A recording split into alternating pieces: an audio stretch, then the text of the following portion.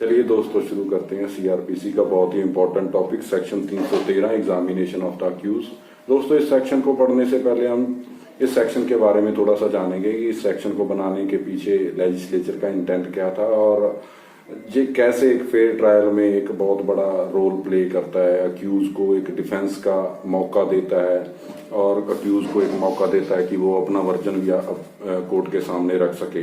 दोस्तों इसका सबसे पहले हम ऑब्जेक्ट जानने की कोशिश करते हैं। इसका ऑब्जेक्ट, इसको लेजिस्लेचर ने दो ऑब्जेक्ट्स को पूरा करने के लिए इनेक्ट किया है इस सेक्शन को। इस सेक्शन का पहला जो ऑब्जेक्ट है वो है to provide an opportunity to the accused to explain the circumstances against him. वो ये एक अक्यूज को एक अपॉर्चुनिटी प्रोवाइड करना है जो कोई भी सर्कमस्टांसेस उसके अगेंस्ट अपीयर हो रहे हैं कोर्ट ऑफ लॉ के अंदर। और दूसरा फॉर द कोर्ट, इसका दूसरा ऑब्जेक्ट है कोर्ट के लिए, कोर्ट को एक अपॉर्चुनिटी प्रोवाइड करना जहां पर कोर्ट एग्जामिन कर सकता है अक्यूज को और to elicit the explanation from the accuse, और अक्यूज से एक इंफॉर्मेशन एक्सप्लेनेशन मांग सकता है। यहाँ पर दोस्तों इसका ऑब्जेक्ट ये है कि अक्यूज बिना किसी डर के, बिना किसी fear of embarrassing and admission और किसी भी तरीके के फियर के बिना, क्रॉस एग्जामिनेशन के फियर के बिना एक स्टेटमेंट देता है, एक एक्सप्लेनेशन देता है जो कि कोई भी एविडेंस प्रोसिक्यूशन के द्वारा ले डाउन किए गए हैं उन सर्कमस्टांसेस को एक्सप्लेन करने के लिए वो कोर्ट को एक स्टेटमेंट देता है। तो दोस्तों इस सेक्शन को पढ़ने हम सब सेक्शन 1 पढ़ते हैं। सबसे पहले सबसेक्शन 1 में लिखा है इन एवरी इंक्वायरी और trial for the purpose of enabling the accuse personally to explain any circumstances appearing in the evidence against him. यहां पर इसका एक पर्पस है टू एक्सप्लेन द सर्कमस्टांसेस, जो प्रोसिक्यूशन ने एविडेंस लेकर आया, प्रोसिक्यूशन एविडेंस लेकर आया उनसे कुछ सर्कमस्टांसेस को उस प्रोसिक्यूशन ने एक्सप्लेन किया कोर्ट के सामने कुछ सर्कमस्टांसेस रखे हैं और अक्यूज को यहाँ पर एक अपॉर्चुनिटी मिलनी चाहिए उन सर्कमस्टांसेस को एक्सप्लेन करने के लिए। ये एक फेयर ट्रायल का एक पार्ट है, जैसे कि ऑडियल ट्रम्पाटम हम पढ़ते हैं लैटिन मैगजीन, उसमें लिखा है कि हियर द अदर साइड, दूसरी साइड को भी सुनना है, दूसरी साइड का क्या पक्ष है वो अपना भी पक्ष रख सके। ये एक फेयर ट्रायल का पार्ट है। इसको दोस्तों हम आगे पढ़ते हैं। इसमें लिखा है इसके दो पार्ट्स हैं, ए और बी। फर्स्ट पार्ट में डिस्क्रिशन है कोर्ट की किसी भी स्टेज के दौरान। इसमें लिखा है may at any stage, court किसी भी स्टेज के दौरान without warning the accuse can ask any question, कोई भी क्वेश्चन उसको पूछ सकता है। Put any such questions related to the case, जो केस से रिलेटेड होंगे, जिनकी कंसिडरेशन, जिनकी एक्सप्लेनेशन कोर्ट के लिए जरूरी होगी, उनको वो उस अक्यूज से पूछ सकता है। वो इनक्रिमिनेटरी और inculpatory questions. Fact of section of article 20 clause 3 और उसको रेड विद करें सेक्शन 161 का 2, 161(2) एंड सेक्शन 315 इनको और 313 को पढ़ते हैं तो इन सब में एक बात है कि अगर अक्यूज साइलेंट रह जाता है तो उसकी एक एडवर्स इन्फ्रेंस ना निकले। ये एक एडवर्स इन्फ्रेंस के खिलाफ एक उसके पास राइट आ जाता है कि उसको राइट टू रिमेन साइलेंस, उसको आर्टिकल 20 क्लॉज 3 से मिला कि अक्यूज खुद के खिलाफ ही गवाह नहीं बन सकता। वो 315 में अगर वो खुद से आए और वो अपनी रिटन एप्लीकेशन दे और वो खुद से विटनेस बनना चाहिए, वो बात अलग है। यहाँ पर बात है एक एक्सप्लेनेशन की, यहाँ पर वो विटनेस के रूप में नहीं आ रहा है जो उससे कि उसकी किसी स्टेटमेंट का या उसके साइलेंस का कोई एडवर्स इन्फ्रेंस निकाला जा सके। दोस्तों सबसे पहले तो ये एक एविडेंस ही नहीं बना है। एविडेंस बनने के लिए उसको ऑन ओथ होना चाहिए, जैसे इसको सबसेक्शन 2 में बताया गया है कि ये स्टेटमेंट किसी भी ओथ पर नहीं ली जाएगी। ये no oath shall be administered, कोई भी ओथ उस अक्यूज को एडमिनिस्टर नहीं की जाएगी, उसके सामने उसको ओथ पर स्टेटमेंट देने के लिए नहीं कहा जाएगा। दूसरा दोस्तों इस स्टेटमेंट का कोई क्रॉस एग्जामिनेशन नहीं होता है, सिर्फ ये एक स्टेटमेंट होती है जो अक्यूज ने किसी बात को उन सर्कमस्टांसेस को एक्सप्लेन करने के लिए की होती है जो प्रोसिक्यूशन ने ले डाउन किए हैं कोर्ट के सामने, जहाँ कोर्ट के सामने प्रोसीडिंग या इंक्वायरी और ट्रायल के दौरान कोर्ट के सामने आए हो। दोस्तों सब सेक्शन 1 का जो 1A है वो वहां पर डिस्क्रिशन है कोर्ट की, भी वो उससे पूछे या नहीं पूछे। जैसे ही हम सब सेक्शन 1B पढ़ते हैं वहां पर कोर्ट की कोई डिस्क्रिशन नहीं है, वो एक मैंडेटरी प्रोविजन है। जैसे कि इस 1B में लिखा हुआ है, कोर्ट 1B में लिखा हुआ है कि जैसे ही प्रोसिक्यूशन के विटनेसेस कंप्लीट होते हैं, विटनेसेस होते हैं, तो कोर्ट को 313 की स्टेटमेंट लेनी ही पड़ेगी। कोर्ट के पास कोई ऑप्शन नहीं है, कोर्ट उसको ओमिट नहीं कर सकता है। कोर्ट को उन इनकल्पेटरी क्वेश्चंस के आंसर मांगने ही होंगे उस अक्यूज से। दोस्तों अगर कोर्ट इस टाइम पर ओमिट कर देता है, वो स्टेटमेंट लेने से मना कर देता है, जहां स्टेटमेंट लेता ही नहीं है, जहां कुछ ऐसे क्वेश्चन पूछ लेता है जो कि इनकल्पेटरी नहीं थे, जो ऐसे कोई जर्नल से क्वेश्चन पूछ लिए जो केस से भी रिलेटेड कम से थे, जैसे एक सीरीज ऑफ फैक्ट्स बोल दी और उनकी एक्सप्लेनेशन मांग ली। दोस्तों ऐसे क्वेश्चंस को रेलिवेंट नहीं माना जाएगा।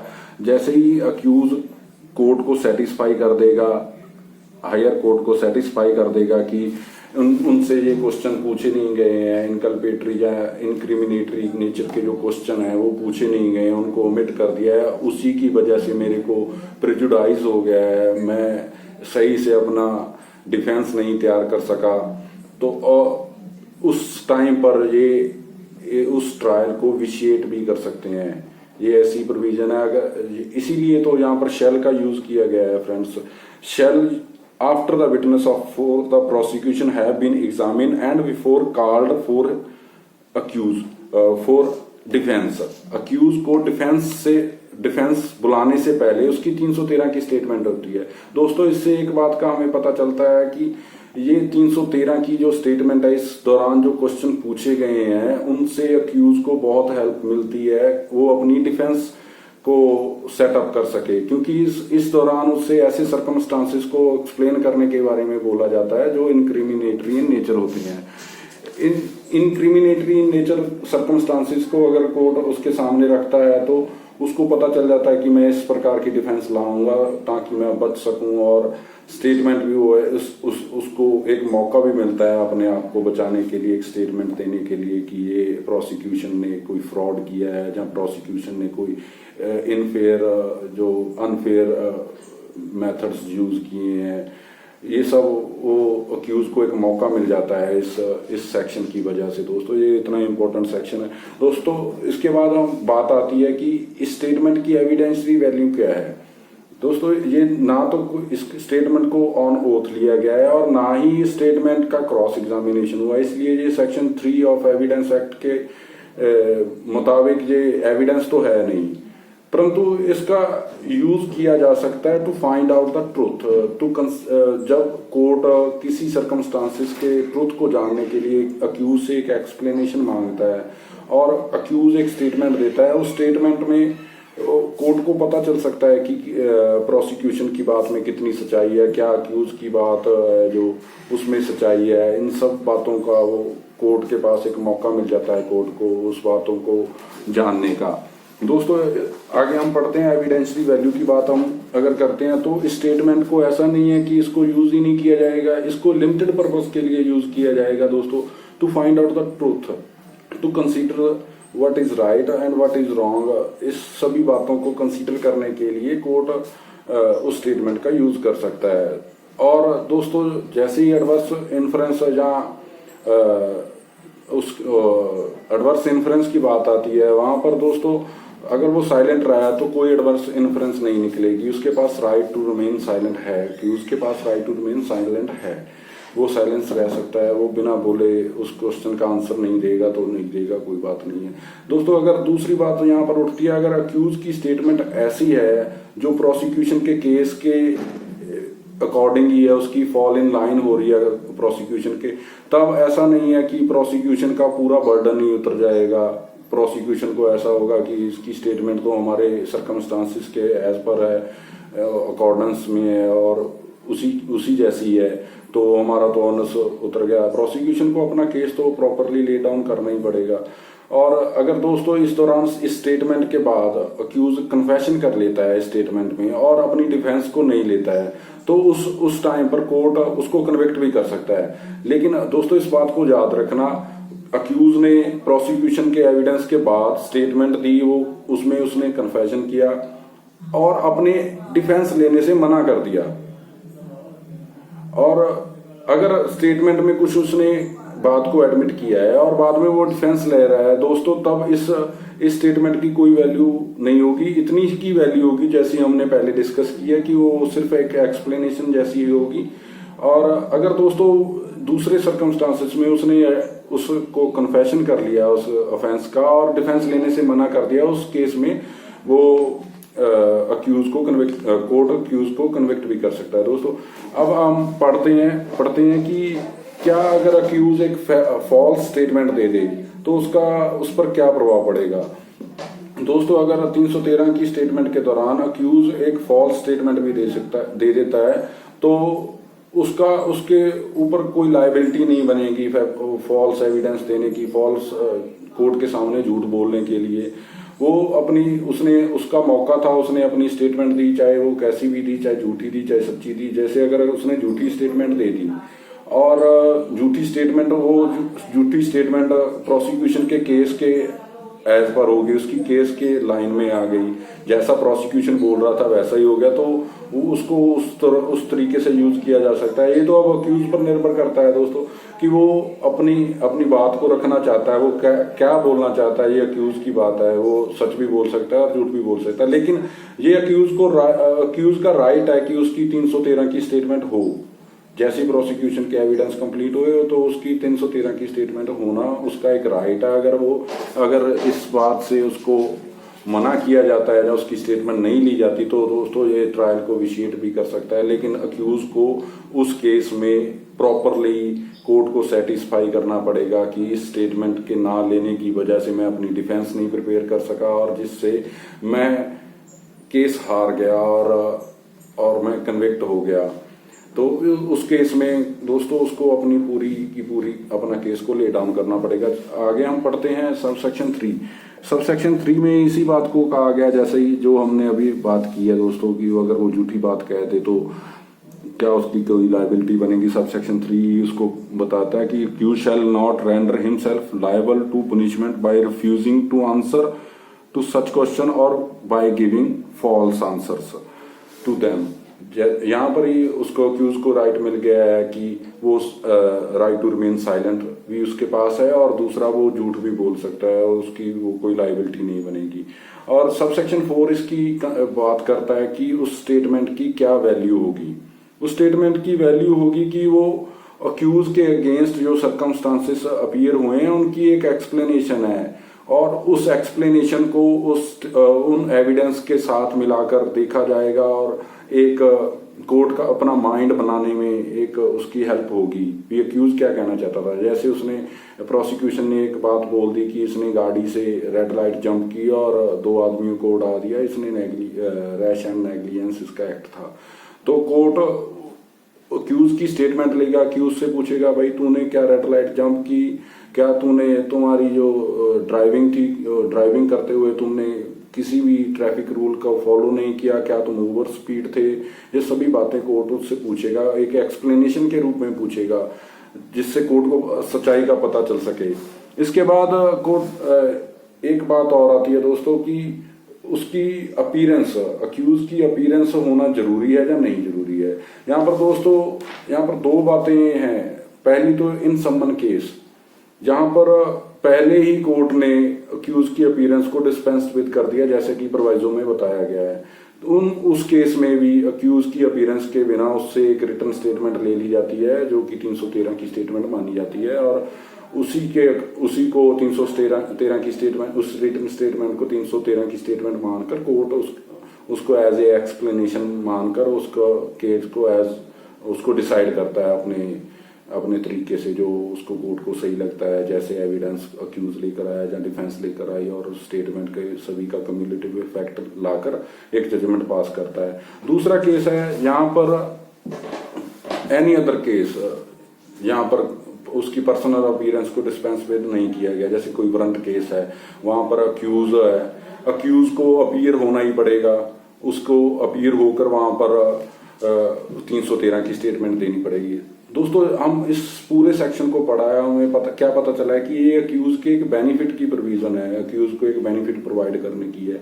लेकिन कई बार कोई केस ऐसा हो सकता है जहां पर अक्यूज आने में उसका बेनिफिट ना हो, जैसे अक्यूज कोर्ट में आए तो उसके लिए अनड्यू हो जाए, वो उसके लिए अच्छा ना हो। जैसे अक्यूज की टांगे टूटी हुई हैं, वो अस्पताल में है, वो नहीं आ सकता है, तो उन केसेस में भी कोर्ट अलाउ कर सकता है, उसकी अपीयरेंस को एग्जाम्प्ट कर सकता है और उससे एक स्टेटमेंट मांग सकता है कि तू एक रिटर्न स्टेटमेंट फाइल कर दे भाई, और उस रिटर्न स्टेटमेंट को रिकॉर्ड में वो रख लेगा कोर्ट, और उसको जैसे ही उसको अच्छा लगेगा, जैसे ही अच्छा लगने का मतलब है एज पर लॉ, ऐसा नहीं अच्छा लगेगा कुछ भी, अच्छा लगेगा जो लॉ के अकॉर्डिंग सही होगा, उस पर उसी हिसाब से डिफेंस के एविडेंस, प्रोसिक्यूशन के एविडेंस, वो जो रिटन स्टेटमेंट अक्यूज ने फाइल किया उस सभी को देखेगा और एक जजमेंट पास करेगा। दोस्तों अब एनी अदर केसेस, जे 2 केस हमने जो डिस्कस किए, इनके बिना किसी भी केस में अक्यूज को आना ही पड़ेगा, उसको पर्सनली अपीयर होना पड़ेगा और अपीयर होकर उन क्वेश्चंस के आंसर करने पड़ेंगे। अब दोस्तों क्वेश्चन उठता है कि कोर्ट कैसे क्वेश्चन पूछेगा। यहाँ पर सब सेक्शन बी में लिखा हुआ है, 1B में लिखा हुआ है कि questions generally on the case.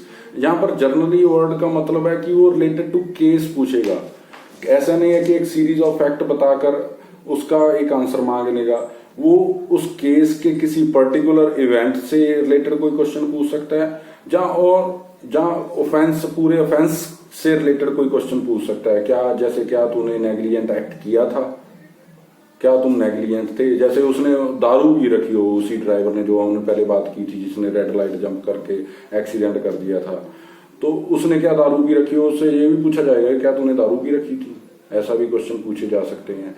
तो दोस्तों उससे क्वेश्चन ऐसे, कोर्ट क्वेश्चन ऐसे पूछेगा कि जो क्वेश्चन के आंसर एक रीजनेबल पर्सन दे सके। ऐसे कोई टेक्निकल क्वेश्चंस नहीं पूछ लेगा कि अक्यूज कंफ्यूज ही हो जाए। वो अक्यूज को एक इलिटरेट पर्सन मानकर, उसको एक रीजनेबल सा पर्सन मानकर, और उसको एक जैसे जहाँ कोई इग्नोरेंट पर्सन आप कह सकते हो, जो वो ऐसा मानकर उससे क्वेश्चन पूछेगा और उनके आंसर से डिमांड करेगा कि तुम इनके आंसर दो। वहां पर अक्यूज के पास राइट है कि चाहे झूठ बोले, चाहे चुप रहे, चाहे एक स्टेटमेंट दे दे, वो अक्यूज के ऊपर निर्भर करता है। दोस्तों अब बात आती है कि इन क्वेश्चंस को बनाने में क्या कोर्ट किसी की मदद ले सकता है। यहाँ पर सब सेक्शन 5 है जो दोस्तों ये 2009 में ऐड किया गया है। इसमें court can take help from prosecutor और डिफेंस। कोर्ट प्रोसिक्यूटर से भी हेल्प मांग सकता है कि मेरे को एक क्वेश्चन के एक सीरीज ऑफ क्वेश्चन बना के दे दे, एक लिस्ट ऑफ क्वेश्चन बना के दे दे और मैं उससे पूछ लूँ, या फिर डिफेंस लॉयर से भी पूछ सकता है कि मेरे को एक क्वेश्चन की लिस्ट बना कर दे दे।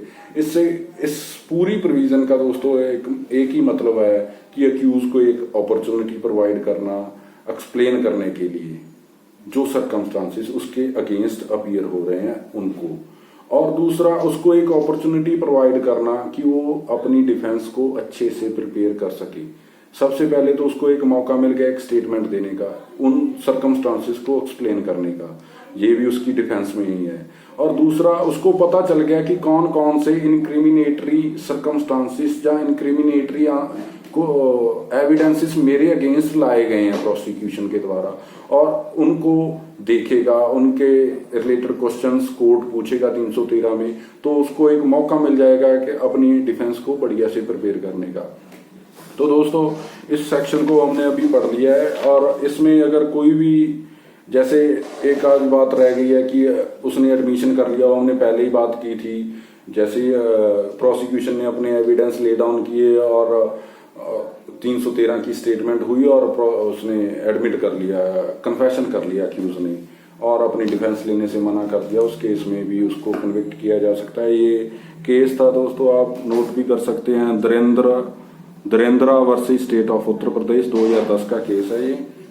और अगर हम इसको एक वर्ड में कहें, 313 स्टेटमेंट का 313 में एग्जामिनेशन ऑफ अक्यूज का पर्पस क्या है? इसका पर्पस है to establish a dialogue between court and accuse. Accuse और कोर्ट के बीच में एक डायलॉग को स्थापित करना है इसका पर्पस।